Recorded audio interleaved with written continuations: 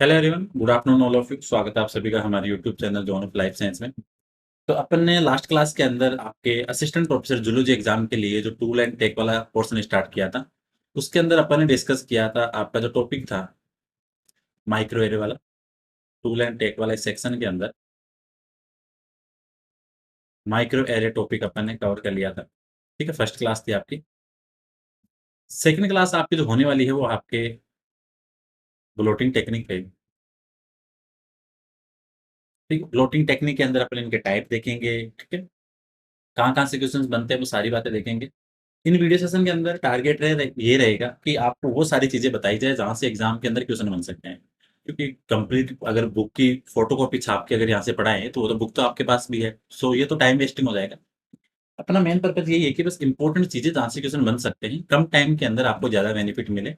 ठीक है? सो एकदम समरी बेसिस चीज़ें हैं, वहाँ से अपन कवर करेंगे। तो जिन्होंने प्रीवियस लेक्चर नहीं देखा, एक बार आप जाके उसको देख लेना। अब स्टार्ट करते हैं अपना ब्लोटिंग टेक्निक का टॉपिक। ब्लोटिंग को अगर मैं सिंपल लैंग्वेज में बोलूँ, तो आप ये कह सकते हो कि कोई भी आपका सैंपल है, और वो सैंपल हो सकता है आपका डीएनए हो, आरएनए हो या फिर प्रोटीन हो, कोई भी हो। उस सैंपल को वो कहाँ पे था? जेल में था, और उस जेल से लेके उसको आपने ट्रांसफ़र किया एक मेम्ब्रेन के ऊपर,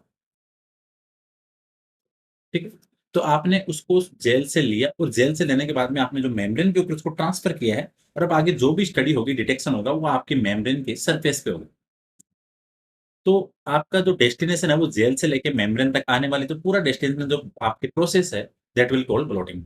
अब यहाँ से इतनी सिंपल चीज़ें हैं नहीं, ब्लोटिंग के अंदर काफ़ी अलग-अलग प्रोसेस होगी, अलग-अलग आपके जो मेम्ब्रेन है वो काम आएगी। ब्लोटिंग के अंदर भी जैसे सदन के अंदर आपके अलग है, नर्दन के अंदर आपके अलग है, तो सारी अलग-अलग आपकी मेम्ब्रेन काम आएगी। तो एक सिंपल लैंग्वेज में अपन ये कह सकते हैं कि blotting is a technique where biological samples from a gel to transfer on a membrane, ठीक है? सो आगे जो भी फर्दर स्टडी होगी वो कहाँ पे होगी? आपके मेम्ब्रेन की सरफेस पे होगी।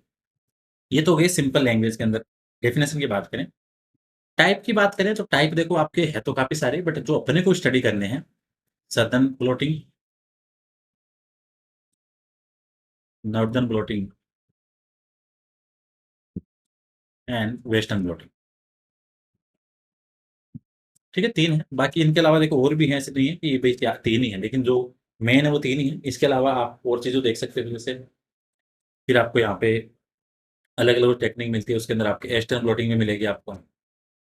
ठीक है? इसके बाद में अगर अपन बात करें तो आपको जू ब्लोटिंग भी मिलेगी। ठीक है? फार वेस्टर्न ब्लोटिंग भी मिलेगी। ठीक है? इसके अलावा फिर आपको साउथ वेस्टर्न भी मिलेगी,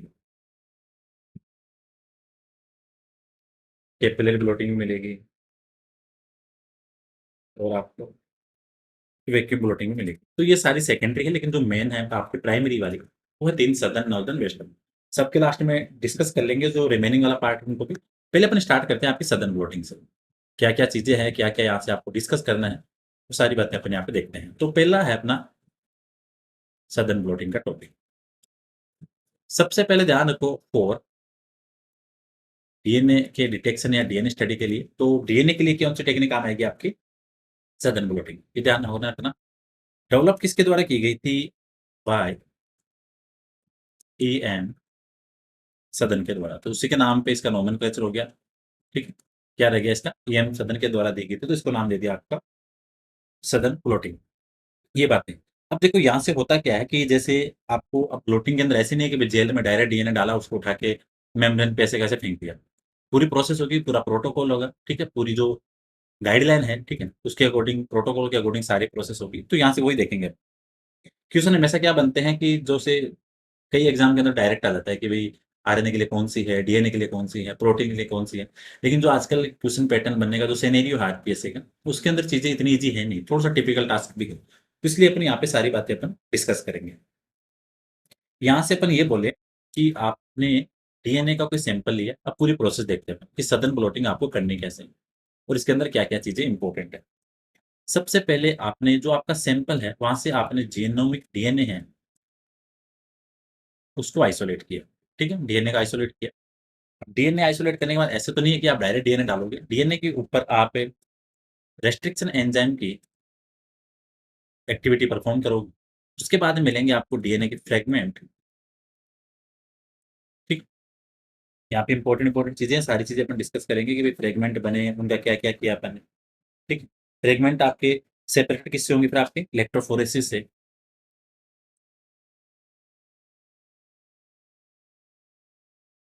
ठीक है? उसके बाद में आप उसको ट्रांसफ़र करोगे किसके ऊपर? आपके मेम्ब्रेन के ऊपर। अब मेम्ब्रेन पे ट्रांसफ़र करने के बाद भी आगे काफ़ी सारी प्रोसेस आएगी, हाइब्रिडाइज़ेशन होगा, क्या-क्या चीज़ें आएँगी, वो सारी अपन यहाँ पे डिस्कस करेंगे।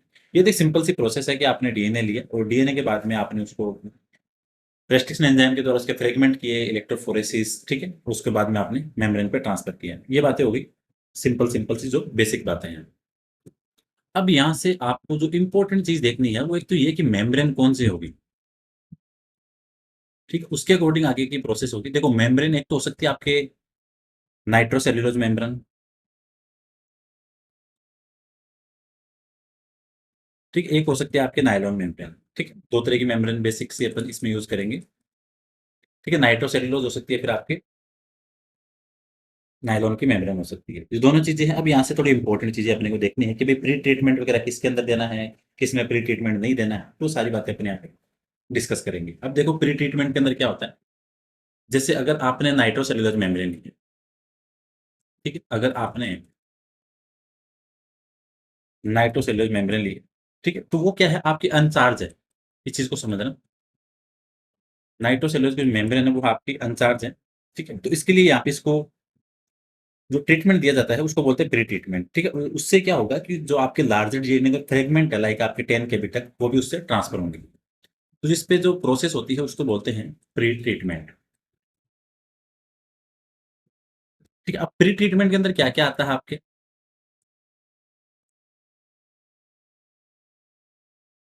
प्री ट्रीटमेंट के अंदर देखो आपके 2 प्रोसेस बेसिक्स देखने को मिलेगी आपको। एक तो होगा ड्यूपिरिनेशन, ठीक? और एक रहेगा आपका एल्कलाइट ट्रीटमेंट।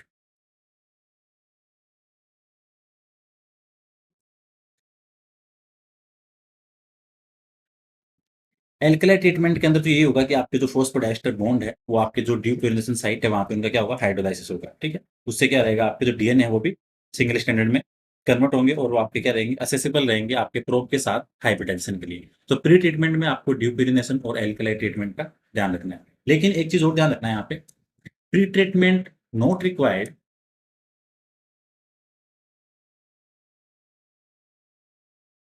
फॉर नायलॉन मेम्ब्रेन क्यों? क्योंकि वो चार्ज्ड है। ये चीज़ यहाँ से आपको ध्यान रखनी है। तो आपको प्री ट्रीटमेंट की रिक्वायरमेंट कहाँ है? जहाँ पे आपकी मेम्ब्रेन चार्ज नहीं है, अनचार्ज्ड है, वहाँ से आपको रिक्वायर है क्या? Pre treatment. बट अगर आपकी मेम्ब्रेन नायलॉन की है दैट मीन्स वो चार्ज्ड है, तो यहाँ से आपको रिक्वायरमेंट नहीं है किसकी? उसको प्री ट्रीटमेंट की। और प्री ट्रीटमेंट के अंदर आपका डिफ्यूरिनेशन होगा, एल्कलाइट ट्रीटमेंट होगा। ये बातें हो गई। यहाँ से आपको ध्यान रखना है जो मोस्ट कॉमन यूज़ होती है मेम्ब्रेन वो कौन-सी होती है? Mostly nylon membrane. ये चीज़ आपको ध्यान रखनी है। अब आपके मेम्ब्रेन पे ट्रांसफ़र करने के बाद में यहाँ से एक क्वेश्चन बन सकता है कि जो बेकिंग की प्रोसेस होती है मतलब उसको पूरा मैच्योर करना उसमें मेम्ब्रेन पे ट्रांसफ़र होने के बाद में ताकि वो डीटच नहीं हो, ठीक है? यहाँ से आपको ये भी ध्यान रखना है यहाँ से क्वेश्चन बन जाता है आपके बेकिंग वाला। तो बेसिक से है इसके अंदर आपके मोस्टली जो बेकिंग की प्रोसेस होती है वो होती है आपके 80 डिग्री सेल्सियस तक वैक्यूम ओवन बेकिंग। यहाँ से एक चीज़ और क्वेश्चन बन सकता है कि आपके अगर मेम्ब्रेन अलग-अलग है तो वहाँ पे कौन सी प्रोसेस होगी? अगर आपके नायलॉन मेम्ब्रेन है,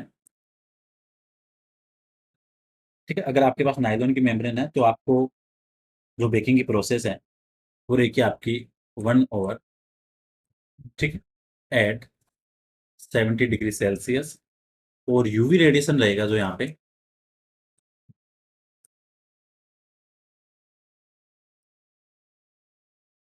वो रहेगा आपका 254 एनएम। ये आपको ध्यान रखना है। अगर आपके पास में जो मेम्ब्रेन नायलॉन की है, तो जो बेकिंग की प्रोसेस है, वो रहेगी आपकी 1 घंटे तक 70 डिग्री सेल्सियस और जो यूवी रेडिएशन दिया जाएगा, वो दिया जाएगा आपको 254 एनएम। ये अभी आपको यहाँ से ध्यान रखना है, ये इंपॉर्टेंट चीज़ है।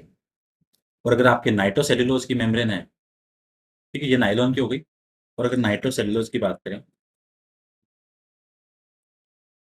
ठीक है? तो यहाँ पे रहेगा आपके 2 घंटे तक 2 आवर्स एट 80 डिग्री सेल्सियस। तो ये चीज़ आपको यहाँ से ध्यान रखनी है। नायलॉन की है तो ओनली 1 घंटे तक 70 डिग्री सेल्सियस और रेडिएशन यूवी रेडिएशन क्या रहेगा आपका 254 एनएम और अगर आपके नाइट्रोसेल्युलोज की है तो 2 घंटे और आपका 80 डिग्री सेल्सियस तक। तो ये चीज़ें इंपॉर्टेंट है यहाँ से आपके एग्ज़ाम के लिए जो क्वेश्चन बनता है, ठीक? उसके बाद में आपकी जो हाइब्रिडाइजेशन की प्रोसेस है,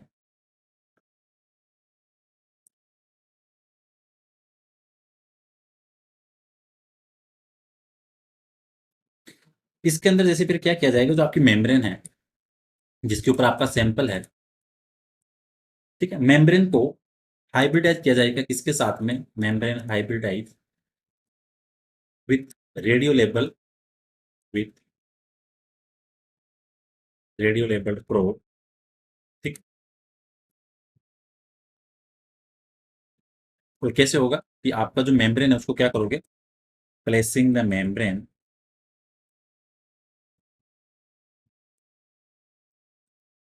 into radio label solution, radio label probe solution. अब यहाँ से सिंपल सी बात करें, अगर अभी थोड़ा-सा भी कन्फ्यूजन हो रहा होगा कि कहाँ पे क्या हो गया, कहाँ से कौन-सी चीज़ें आ गई, ठीक है? तो अभी एक बार थोड़ा शांति रखो, इसको समझने के लिए थोड़ा-सा पेशेंस की ज़रूरत है। सिंपल वर्ड के अंदर अगर बात करूँ तो सबसे पहले आपने डीएनए को आइसोलेट किया, रेस्ट्रिक्शन एंजाइम के बाद में डीएनए के फ्रैगमेंट बने, फिर आपने इलेक्ट्रोफोरेसिस किया, फिर आपने एल्कलाइट ट्रीटमेंट के बाद में डबल स्टैंडर्ड को सिंगल में कन्वर्ट किया, उसके बाद में आपने ट्रांसफर किया मेम्ब्रेन पे, उसके बाद में आपने जो बेकिंग की प्रोसेस है हीट वाली, वो आपके 80 डिग्री भी है और 70 डिग्री भी है, उसके बाद में हाइब्रिडाइज़ हुआ और हाइब्रिडाइज़ होने के बाद में ये जो आपकी लास्ट प्रोसेस आएगी, वो रहेगा आपका एनालिसिस वाला,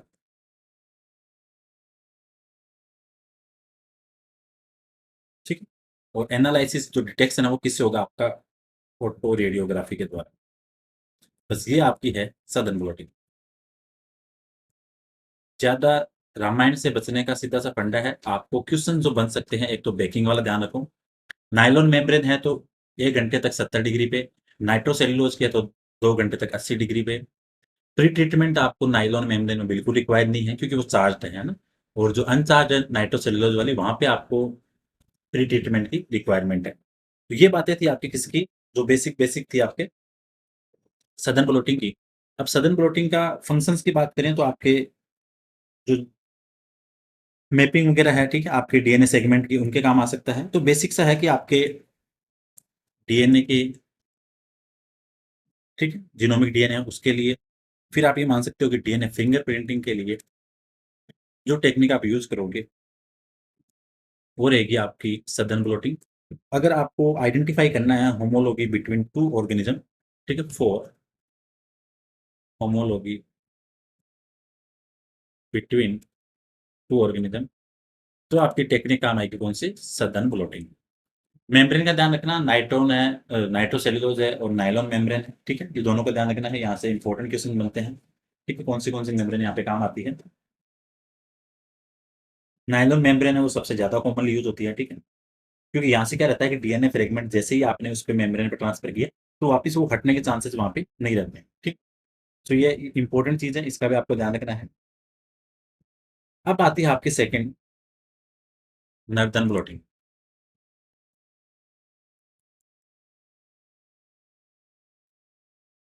ठीक है? अब नॉर्दर्न के अंदर देखते हैं कि यहाँ पे कौन सी चीज़ें हैं, किसने इसको डेवलप किया था, ये सारी बातें अपन यहाँ पे डिस्कस करते हैं।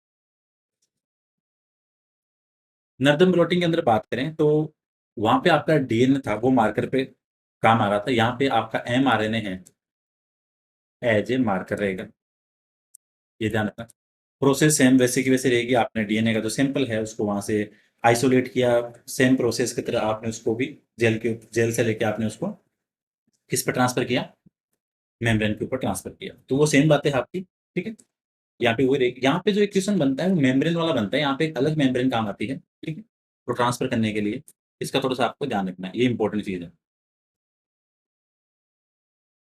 एक स्पेशल टाइप की मेम्ब्रेन रहेगी यहाँ पे,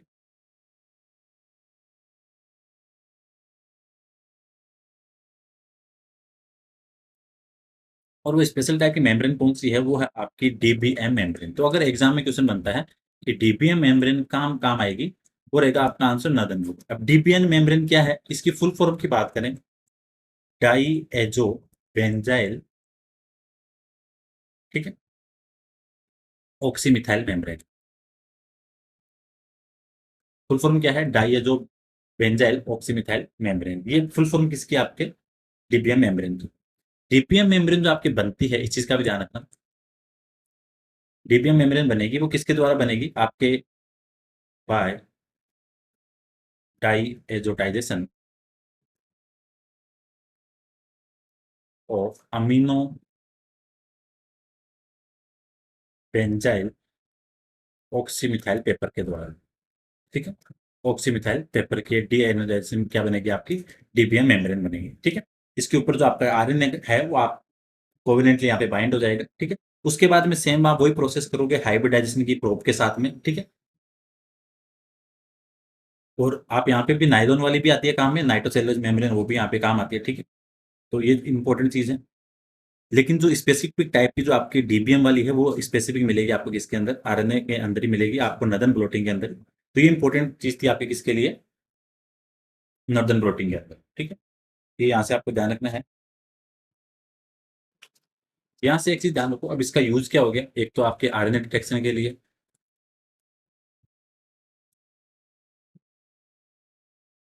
ठीक है, जैसे डीएनए के लिए सदर्न ब्लोटिंग थी, आरएनए के लिए कौन सी हो गई आपकी? नॉर्दर्न ब्लोटिंग हो गई। दूसरी चीज, अगर आपको अमाउंट मेजर करना है, मेजर द अमाउंट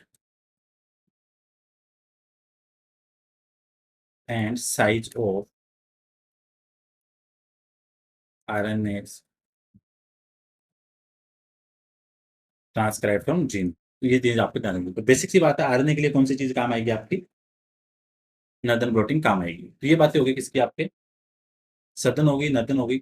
अब आते हैं आपकी वेस्टर्न ब्लोटिंग। अब वेस्टर्न ब्लोटिंग में तीन चार चीजें आपको अलग से और ऐड करनी है जो आपकी सदर्न और नॉर्दर्न में नहीं थी। वेस्टर्न किसके लिए काम आएगी आपकी? प्रोटीन के लिए। ठीक, किसने डेवलप की थी ये की थी बाय टोबिन के द्वारा।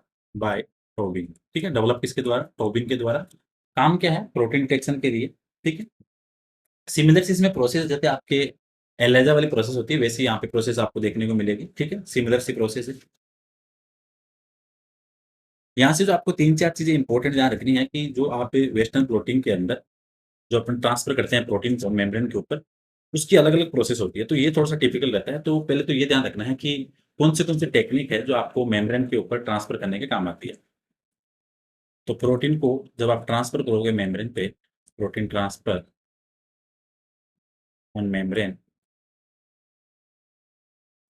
तो कौन से टेक्निक ये रहेगी यहाँ पे? ठीक है, डिफ्यूजन ट्रांसफर रहेगा एक तो, सारी चीजें नोट कर लेना। Diffusion transfer, capillary transfer.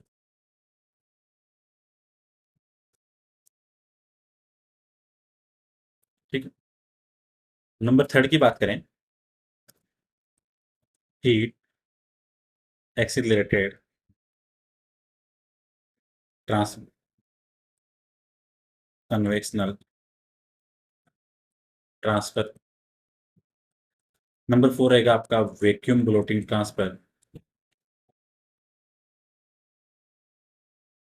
ठीक है, वैक्यूम ब्लोटिंग ट्रांसफर। तो ये चार पांच इंपॉर्टेंट चीजें हैं आपकी जो ट्रांसफर की, ये चीज ध्यान रखनी है। एक और है जो सबसे मोस्ट कॉमन यूज होती है, वो होती है आपकी इलेक्ट्रो इल्यूशन, या इसको बोलते हैं इलेक्ट्रो फोरेटिक ट्रांसफर। ठीक है, इलेक्ट्रोफोरेटिक या इलेक्ट्रोल्यूशन ट्रांसफर। अब यहाँ से एग्जाम के लिए क्या ध्यान रखना है कि जो सबसे कॉमन होती है वो कौन सी है? Electrophoretic, most commonly use. ठीक है, एक तो ये क्वेश्चन बनता है यहाँ पे आपके। यहाँ पे जो मेम्ब्रेन काम आती है वेस्टर्न ब्लोटिंग में, वो कौन सी रहती है आपकी? PVDF membrane. जैसे डीबीएम कहाँ आ रही थी आपके? नॉर्दर्न ब्लोटिंग में। पीवीडीएफ मेम्ब्रेन काम आएगी आपके किसमें? वेस्टर्न ब्लोटिंग में। ठीक, और नाइट्रोसेलुलोज भी रहेगी, लेकिन जो अलग अलग चीजें हैं उनका थोड़ा ध्यान रखना है। जो कॉमन वाली है वो अपन ध्यान रखते ही हैं, जैसे डीबीएम वाला था।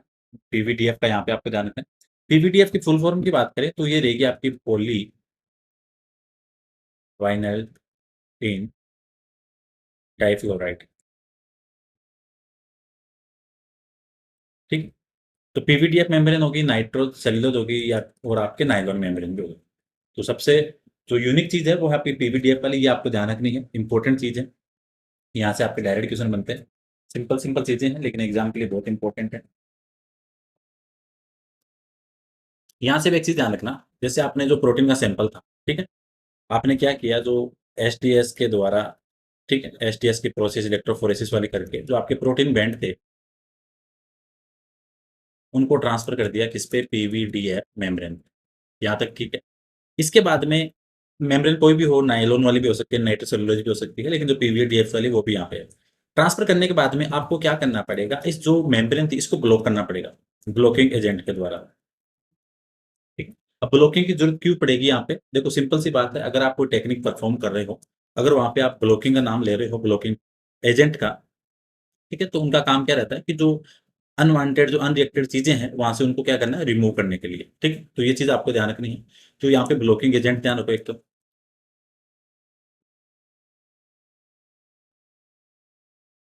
ठीक, कौन से हो सकते हैं आपके, एक तो टीबीएस हो सकता है, ट्रिस बफर सेलाइन। ठीक है, एक हो सकता है आपका पीबीएस, इसको बोलेंगे फॉस्फेट बफर सेलाइन। फुल फॉर्म ध्यान रखना ब्लॉकिंग एजेंट की। ठीक है, फॉस्फेट बफर सेलाइन, इसका ध्यान रखो, ये इंपॉर्टेंट है। ठीक है, ताकि ब्लॉकिंग एजेंट आपको यहाँ पे रिक्वायर्ड है। इसके अलावा और भी काफी टाइप के मिल जाएंगे आपको, जैसे ये दो तो कॉमन थे, इसके अलावा अगर अपन और की बात करें तो ब्लोटो है। एग्जाम में क्या ऑप्शन देते हैं कि इनमें से कौन सा नहीं है, ठीक है, ये भी ध्यान रखना। केसिन है,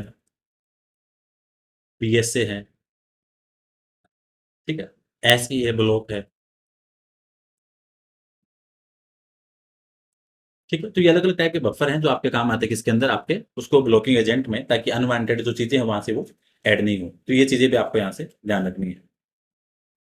वॉशिंग की बात करें तो वॉशिंग भी यहाँ पे रिक्वायर्ड होती है आपकी वेस्टर्न ब्लॉटिंग में। ठीक है, वॉशिंग का मतलब यही हो गया कि जो आपके अनबाउंड एजेंट है, ठीक है, उसका जो बैकग्राउंड है उसको रिड्यूस करने के लिए, चीजों को हटाने के लिए वहां से आपकी रिक्वायर्ड रहती है क्या, वॉशिंग की प्रोसेस। और वॉशिंग के अंदर जो बेसिक अपन यूज करते हैं, ठीक है, जो आपके अलग अलग फिजियोलॉजिकल बफर्स होते हैं, जैसे आपका टीपीएस हो गया, वो भी यहाँ पे काम आता है। ठीक है, इसके अलावा फिर पीबीएस है, वो भी आपको यहाँ पे यूज होता है। ठीक है, और इसके अलावा अगर जो मोर सबसे ज्यादा कॉमनली यूज होता है वो रहता है आपके 0.05% ट्विन 20। ठीक है, ये किसके अंदर ऐड किया जाता है, बफर के अंदर ऐड किया जाता है। ठीक, और ये क्या करता है, आपके जो नॉन स्पेसिफिक चीजें हैं मटेरियल उसको रिमूव करने में। तो ये चीज ध्यान रखना। तो क्वेश्चन क्या बनेगा, ट्विन 20 है, उसका काम क्या है, तो ये आपके वॉशिंग के अंदर ऐड किया जाएगा, बफर के अंदर, ताकि जो चीजें हैं वहां से उसको हटाए। बाकी वही आपके एलाइजा की तरह यहाँ भी प्राइमरी और सेकेंडरी एंटीबॉडी वाला कॉन्सेप्ट है। ठीक है, यहाँ पे सेकेंडरी एंटीबॉडी का ध्यान रखना कि कौन से चीजें काम आती है सेकेंडरी एंटीबॉडी में। सेकेंडरी एंटीबॉडी की बात करें तो वो रहेगी आपकी कौन सी, बायोटिन हो सकती है, ठीक है, रोडामाइन हो सकती है, इसके अलावा फिर आपके एल्कलाइन फोस्फेटेज है।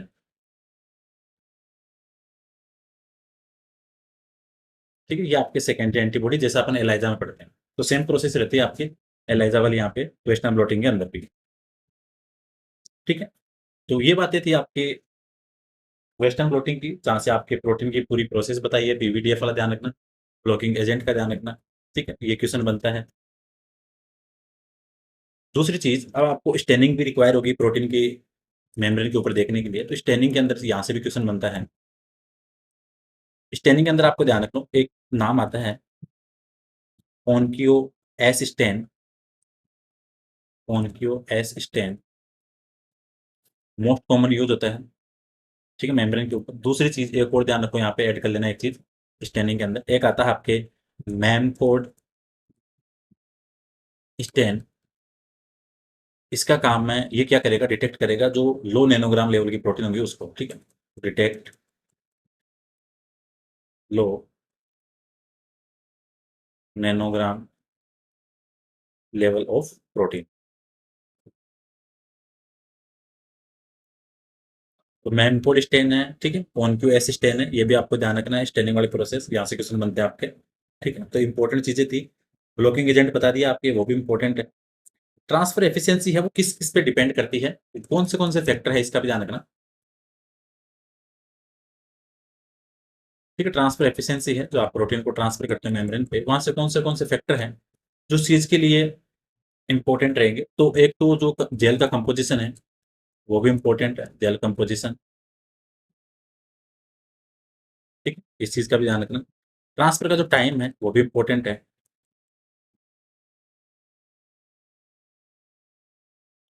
साइज़ और प्रोटीन की जो कंपोजिशन है, साइज़ एंड प्रोटीन कंपोजिशन।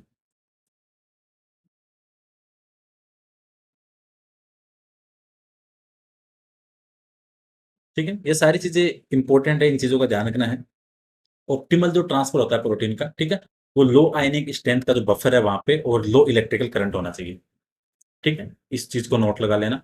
ठीक है, optimal transfer of protein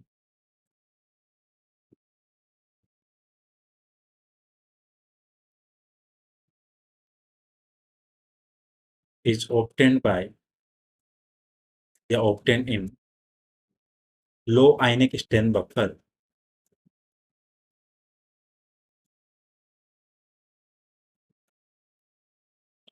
and low electrical current. इस कंडीशन के अंदर आपके आइडल जो कंडीशन रहेगी, वो इन 2 फेज के अंदर रहेगी। ठीक है, इलेक्ट्रिकल करंट लो होना चाहिए, और जो आयनिक स्ट्रेंथ बफर है, वो भी लो होना चाहिए। तो ये चीज़ें थी इम्पोर्टेंट आपके वेस्टर्न ब्लोटिंग की। अब जो 3-4 और बच गए आपकी टेक्निक, जो आपने नाम लिखे थे स्टार्टिंग में, उनको भी देख लेते हैं कि उनका क्या-क्या काम है। तो सदर्न का हो गया, नॉर्दर्न का हो गया, वेस्टर्न का हो गया। देखो, फार वेस्टर्न की बात करें, ठीक है, क्वेश्चन तो यहाँ से ही बन सकते हैं एग्जाम के अंदर, आजकल हर जगह से क्वेश्चन बनते हैं, तो ये भी इम्पोर्टेंट है।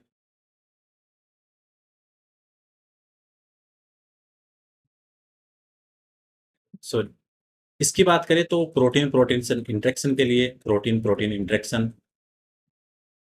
ठीक है, protein ligand receptor interaction, protein और जो लिगेंड का रिसेप्टर इंटरेक्शन है वहाँ आपके लिए। ठीक है, प्रोटीन अगर मेंटेन है नेटिव फॉर्म में, तो उसके लिए। ठीक है, नेटिव फॉर्म प्रोटीन के इंटरेक्शन के लिए, इसका ध्यान रखना। एस्टर्न ब्लोटिंग की बात करें, इसका काम है post translation modification of protein को डिटेक्ट करने का। पोस्ट ट्रांसलेशन मॉडिफिकेशन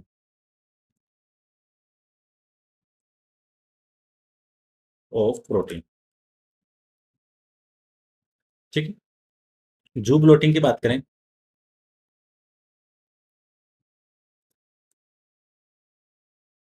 ठीक है, कि सदर्न नॉर्दर्न वेस्टर्न तो याद है, लेकिन इनका भी थोड़ा-थोड़ा साथ में ध्यान रखेंगे, ताकि इंपॉर्टेंट चीज़ें रहें। ठीक है, इसका काम है आपको अगर कंपैरिज़न करना है प्रोटीन का एनिमल फाइलम के बीच में, उसके लिए। ठीक है, तो protein comparative analysis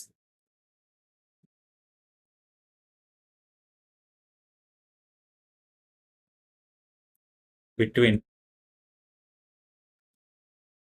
animal phylums. ठीक है, जो आपके एनिमल किंगडम के या एनिमल फाइलम के जो एनिमल है उसके अंदर। गार्डन ब्लोटिंग भी ध्यान रखना, ये आपके प्लांट फाइलम उसके बीच में प्रोटीन के स्ट्रक्चर के लिए या कंपैरेटिव स्ट्रक्चर के लिए। ठीक, तो ये इंपॉर्टेंट चीज़ें थी जहाँ से क्वेश्चन बन सकते हैं, और इसके अलावा कौन सा रह गया? वैसे सारी चीज़ें सेट कवर हो गई। जू ब्लोटिंग हो गया, गार्डन ब्लोटिंग हो गई, वेस्टर्न हो गई, और आपके फार वेस्टर्न, हाँ, एक और रह गई, साउथ वेस्टर्न। तो एस आ रहा है, दैट मीन्स प्रोटीन की बात कर रहा है, वेस्टर्न आ रहा है, दैट मीन्स, सॉरी, एस आ रहा है तो डीएनए की, और वेस्टर्न आ रहा है तो प्रोटीन की। तो अपन ये कह सकते हैं कि डीएनए प्रोटीन इंटरेक्शन के लिए।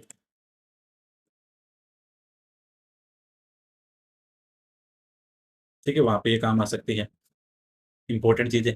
एग्जाम के लिए हर एक चीज़ को नोटिस करके चलना है, ताकि क्या पता कहीं से भी क्वेश्चन बन सकता है। ठीक है, क्योंकि आजकल स्टेटमेंट वाले क्वेश्चन आते हैं, तो वहाँ पे चीज़ें बन भी सकती हैं यहाँ से। कैपिलरी प्लॉटिंग की बात करें, ठीक है? इसमें क्या होगा कि बफर होगा, आपको उसको कैपिलरी एक्शन के थ्रू ट्रांसफर किया जाएगा। ठीक है? मूवमेंट इन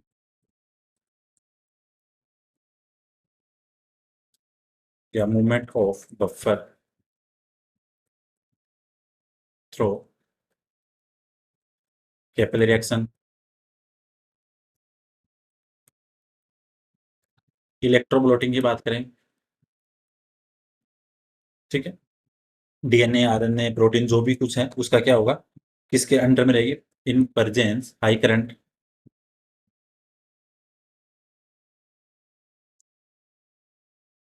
ये चीज़ भी इम्पोर्टेंट है। तो कैपिलरी वाला भी ध्यान रखना है, इलेक्ट्रो वाला भी ध्यान रखना है। वैक्यूम और आता है कि वैक्यूम ब्लोटिंग, ठीक है? इसके अंदर क्या रहेगा, जो आपके प्रोसेस रहेगी ट्रांसफर की, वो रहेगी आपकी विदिन वैक्यूम apparatus।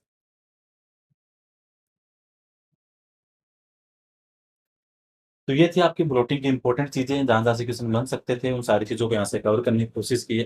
सॉरी, ठीक है? बाकी आपके एक डॉट ब्लोट ऐसे और एक स्लॉट ब्लोट ऐसे हो रहा है, उसको अलग वीडियो में लेंगे, इसमें नहीं लेंगे, ठीक है? यहाँ से जो आपको चीज़ें ध्यान में रखनी है, तो सतन का डीएनए के लिए, डीएनए फिंगर प्रिंटिंग के लिए, ये ध्यान रखना है आपको। नर्दन का आपको आरएनए के लिए, वेस्टर्न का आपको प्रोटीन के लिए, डीपीएम मेम्ब्रेन है, वो कहाँ रिक्वायर्ड है आपको, नर्दन ब्लोटिंग के अंदर, ये चीज़ ध्यान रखना। पीवीडीएफ है, वो आपके वेस्टर्न ब्लोटिंग में काम आएगी, ये चीज़ ध्यान रखना, ठीक है? इंपॉर्टेंट सेगमेंट है, क्वेश्चन बन सकते हैं, तो हर एक चीज़ का ध्यान रखना है, ठीक है? बेकिंग प्रोसेस की बात करें तो सदर्न ब्लोटिंग के अंदर जो बेकिंग वाली चीज़ें हैं, वहाँ पे अगर नायलॉन मेम्ब्रेन है,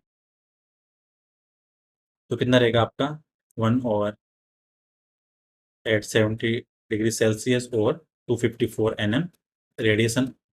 नाइल उसकी नाइट्रोसेल्युलोज की है तो, ठीक है? वो रहेगा आपका 2 ओवर एंड 80 डिग्री सेल्सियस। तो ये चीज़ें आपको सारी ध्यान रखनी है। तो होपफुली ये सेशन इंपॉर्टेंट रहेगा ब्लोटिंग टेक्निक के अंदर, ठीक है? साथ-साथ बुक्स वगैरह ज़रूर पढ़ते रहना, कुछ नई चीज़ें देखने को मिलेगी, ठीक है? असिस्टेंट प्रोफेसर के एस्पिरेंट हो तो बुक पढ़ना तो मस्ट है। वीडियो से आपको हेल्प मिल सकती है इंपॉर्टेंट चीज़ों को आइसोलेट करने की, लेकिन जो डीप नॉलेज है हर क्वेश्चन को अटेंड करने के लिए, कॉन्फिडेंस के लिए, अपनी श्योरिटी के लिए या सैटिस्फैक्शन के लिए, तो आपको बुक पढ़ना भी ज़रूरी है। मैमकोड स्टेन ध्यान रखना बहुत इंपॉर्टेंट है। अगर लो नैनोग्राम प्रोटीन डिटेक्ट करनी है, पेनक्यू स्टेन है, वो सबसे मोस्ट कॉमनली यूज़ होता है। तो सारी चीज़ें यहाँ से आपको ध्यान रखनी है। तो प्रीवियस क्लास के अंदर आपकी माइक्रो एरे करवा दिया था, आज ब्लोटिंग हो गई, ठीक है? तो माइक्रो एरे कंप्लीट है आपके, ब्लोटिंग हो गया। कल की क्लास के अंदर होपफुली टॉपिक रहेगा साइट डायरेक्टेड म्यूटाजेनेसिस, ठीक है? पहले जो छोटे-छोटे टॉपिक है, पहले इनको कवर कर लेते हैं एक बार, ठीक है? तो होपफुली इम्पोर्टेंट सेशन है, बेनिफिशियल रहेगा। प्रीवियस लेक्चर नहीं देखा है, एक बार आप जाके देख लेना। कोई सजेशन या कोई डाउट हो तो कॉन्टैक्ट कर लेना John of life science Telegram channel पे, ठीक है? या पर्सनली जो मेरा नंबर दे रखे हैं उन पे। So thank you so much for watching session, मिलते हैं नेक्स्ट क्लास में।